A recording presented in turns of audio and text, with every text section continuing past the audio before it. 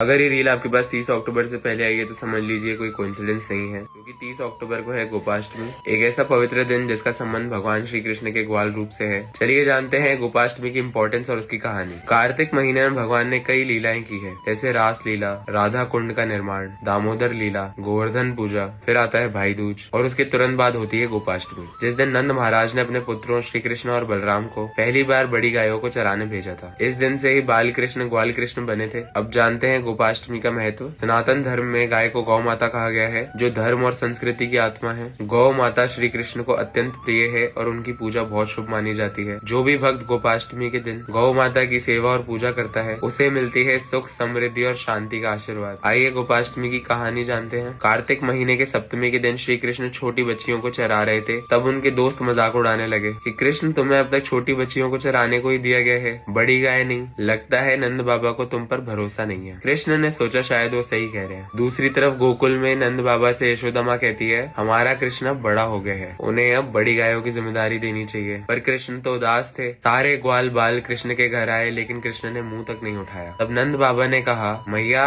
जाओ कृष्ण के कान में कह दो कि आज से उन्हें बड़ी गायों की जिम्मेदारी मिल रही है। बस ये सुनकर कृष्ण तुरंत खड़े हुए और तैयार हो गए। यशोदा माँ ने कहा, बेटा जंगल का रास्ता कांटों और पत्थरों से भरा है, चप्पल पहन लो। तो कृष्ण कहते हैं, मैया मैं चप्पल तभी पहनूंगा जब मेरी सारी गाय चप्पल पहनेगी। और जब उन्होंने देखा कि गायों के लिए चप्पल नहीं होती है, तो ऐसे ही निकल पड़े। उनके प्रेम को देखकर सारी गायें उनके पीछे चल पड़ी और रास्ते के सारे पत्थर उनके चरणों के नीचे रेत जैसे मुलायम हो गए। उनके चरणों के निशान ब्रज की धरती पर अमर हो गए। और कहा गया है, जो इन चरण चिन्हों को देखता है उसे पुनर्जन्म नहीं लेना पड़ता। अब राधा रानी भी इस लीला में शामिल होना चाहती थी, पर क्योंकि वो लड़की थी तो उन्हें मना कर दिया गया। तब उन्होंने सुबल सखा का रूप धारण किया, धोती पहनी और श्री कृष्ण के साथ गैया चराने चली गई। इसलिए आज के दिन इस्कॉन मंदिरों में राधा रानी को गोपी नहीं, सखा रूप में दर्शन दिया जाता है। अब जानते हैं गोपाष्टमी की पूर्ण विधि। इस दिन गौ माता और बच्चियों को स्नान कराया जाता है, फिर उन्हें कपड़े, फूल और गहनों से सजाया जाता है। उनके सिंग पर हल्दी और सिंदूर लगाया जाता है और उनकी आरती की जाती है। भक्तों द्वारा उन्हें विशेष भोजन दिया जाता है और गौ पूजा,